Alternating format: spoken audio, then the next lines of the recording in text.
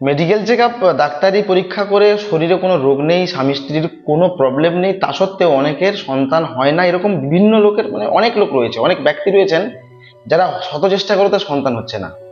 আজকে আমি সহজ একটি উপায় বলে দেব, একটি নয় দুটি বলবো, যেটি পুরুষদের খেতে হয় এবং নারীদেরও খেতে হয়। তো দুটি বলবো। তো আমার চ্যানেলে বন্ধ্যাত্ব নারীর সন্তান হবে বা বন্ধ্যাত্ব রোগ কাটানো বাঁজা অর্থাৎ তাদের সন্তান হবে এরকম বেশ কয়েকটা ভিডিও দেওয়া আছে। আপনি যদি সেগুলো না দেখে থাকেন আমি কার্ডে দিয়ে দেবো, ক্লিক করে দেখে নেবেন। তো নমস্কার, আপনারা দেখছেন তন্ত্রমন্ত্র সম্পর্কিত চ্যানেল ন্যাচারাল পাওয়ার এবং আমি আপনাদের সাথে আছি শীতল গোস্বামী। তো চলুন শুরু করা যাক।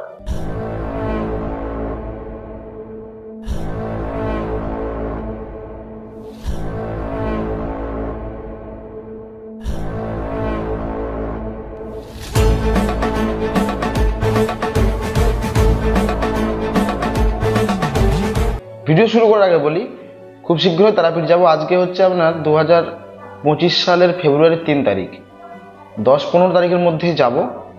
যদি কেউ ওখানে দেখাতে চান তারাপীঠে, তাহলে আগের থেকে নাম লিখিয়ে নেবেন, বা এমনিও যদি কেউ দেখা করতে চান সেটার জন্য আমাকে ফোন করে নেবেন। ওষুধটি এতই সহজ, যে কোনো দিন করা যায়। যে কোনো দিন বলতে কি শনি মঙ্গলবার মানতে হবে এরকম না, পিরিয়ডের 5 দিন আগে আপনাকে এমনভাবে হিসাব নিতে হবে যেন পিরিয়ড ওই ওষুধটা শেষ হবে তার একদিন পর বা তারপর দিন পিরিয়ড হবে, এরকম ভাবে আপনাকে খেতে হবে 5 দিনের ওষুধ। এটা মহিলারটা বলছি।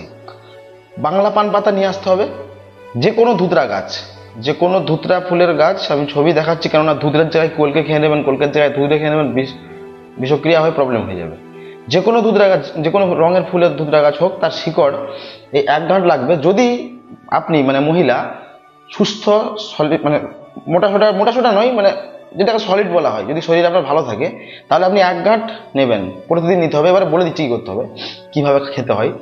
আর যদি রোগা পাতলা হন, দুর্বল, খাওয়া দাওয়া থাকে না, মাথা টাথা ধরে সবসময়, অসুস্থ ভাব, অজীর্ণতা থাকে, সেক্ষেত্রে একটু মাত্রা কমাতে হবে। 1 গাঁট পুরো দেওয়া যাবে না। একটি পান পাতা নিলেন, চুন দেবেন না। যদি সুপারি একটু দিতে হবে, একটু সুপারি দেবেন। আপনি যদি সুপারি না খান তাও একটু দেবেন। আর যদি সুপারি চাওয়ার অভ্যাস থাকে তাহলে একটু বেশিও দিতে পারেন, 2 দানা 4 দানা। এবার কি করতে হবে, সকালে উঠে দাঁত মাজা চলবে না। আপনাকে খালি পেটে ওই পানটির উপর একটু সুপুরি দিয়ে ওই ধূপটার শিকড়টি দিয়ে চিবিয়ে চিবিয়ে খেতে হবে, থুতু ফেলা চলবে না, যতটা খেতে পারেন ওটাকে। তারপর সব রস নিংড়ে দিয়ে ফেলে দিয়ে স্নান করবেন, তারপরেই কিছু খাবেন।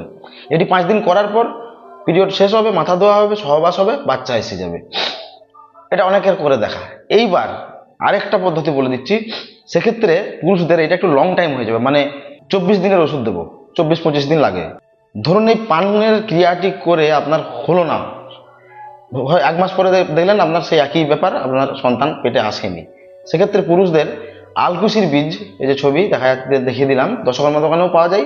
আবার যেগুলো আয়ুর্বেদিক দোকান, গাছগাছড়া ইত্যাদি, আয়ুর্বেদিক মশলা যারা বিক্রি করে, গাছগাছড়া নয়, সেখানে পেয়ে যাবেন। এবার 25টি আলকুশির বীজ নিয়ে এসে দুধে সেদ্ধ করবেন। দেখবেন আলকুশির বীজের যে উপরে কালো অংশটা, ওটা ছেড়ে গিয়ে সাদা শাঁস বেরিয়ে গেছে। সেই শাঁস হালকা ছাওয়াতে শুকাবেন, বাতাসে, রোদে দিতে হবে না, তাহলে চিপসে যাবে। শুকিয়ে গেল। এবার প্রতিদিন সকালে উঠেই একটি করে বাসি মুখে পুরুষকে চিবিয়ে খেতে হবে, তারপর জল খেয়ে নিতে হবে। এইটি করতে হবে 24 দিন। এবং 25 দিন হলেও অসুবিধা নেই। 24 দিনের মাথায় আপনার ওয়াইফের ঠিক আবার সেই শরীর খারাপ, মাসিক চক্র আসবে, পিরিয়ড হবে। তো ওই 24 দিন আপনি খেলেন, খাওয়ার পর থামে গেলেন। আর ওই 24 দিন, এই যে 24 দিন আপনি এই বীজটা খাচ্ছেন, এই 24 দিন কোনো রকম হস্তমৈথুন হোক বা সহবাস আপনার করা চলবে না। এবার পিরিয়ড শেষ হলো, সহবাস করলেন, হ্যাঁ ভালো কথা। আর ওই একই ব্যাপার, এখন এই যদি বাই চান্স পানের কাজটা ব্যর্থ হয়ে যায়, তো সেক্ষেত্রে এই যে বলে দিচ্ছি, দুজনকেই করতে হবে। এবার আপনি বীজ খাওয়াটাও আপনার 25 দিন হবে, আর আপনার ওয়াইফেরও ওই শরীর খারাপ বা পিরিয়ডের 5 দিন আগে থেকে পান খাওয়াটাও হবে। দুটো কাজই একসাথে হয়ে গেল। ফের আপনি মিলন করলেন। আপনার আশা করছি, আমি 90% পর্যন্ত ভরসা দিচ্ছি, আপনার কাজ হবে। আর আপনি যদি কোনো তান্ত্রিক গুণী হয়ে থাকেন, এই সব ওষুধ যদি কাউকে দেন, যেচে পয়সা নেবেন না। সে রোগী যা দেবেন তাই নেবেন। আর অবশ্যই ওনার যদি সন্তান হয় 9 মাস পর, তো অবশ্যই আপনার কাছে আসবেন। অবশ্যই অকৃতজ্ঞ কেউ হয় না এইসবের ব্যাপারে। তো যদি মনে হয় আপনার ওনাদের কোনো নাম ওনারা কোনো চান যে আপনি যেন নাম বলুন, তাহলে কোন নাম দেবো, বাবা কি মা, তো আপনি দিতে পারেন আপনার যে কোনো ঠাকুরের নাম। আজকের ভিডিওটি এইটুকুই ছিল। যদি কোনো অংশ বুঝতে পেরে না থাকেন কমেন্টে লিখে দেবেন।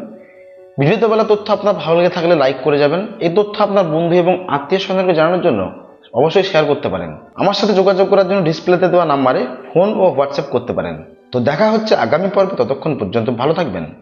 ধন্যবাদ।